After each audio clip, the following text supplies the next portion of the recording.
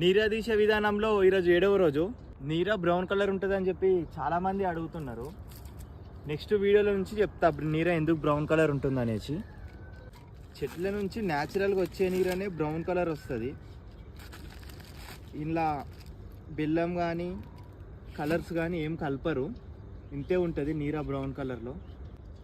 నీర ఇంకెప్పుడు ఇస్తామని చెప్పేసి మన ఫాలోవర్స్లో కూడా చాలామంది అడుగుతున్నారు. డిసెంబర్ 5th తర్వాత నుంచి ఇద్దామని చెప్పి మేము నిర్ణయించుకున్నాం. ఈ పురుగుల వల్ల మనకు ఈత చెట్లకు చాలా డేంజర్ ఉంటుంది.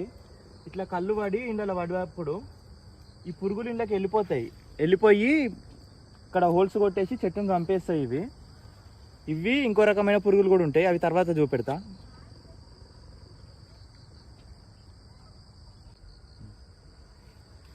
ఈ పురుగులను పాపమని వదిలేసినాం అనుకో చెట్టు చచ్చిపోతుంది. ఇట్లా చంపి పడేసేయాలి వీటిని.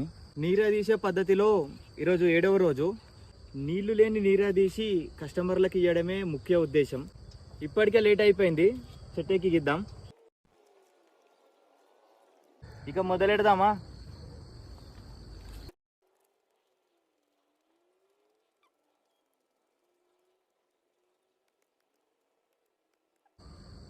పట్ట కారుతుంది ఈరోజు అయితే.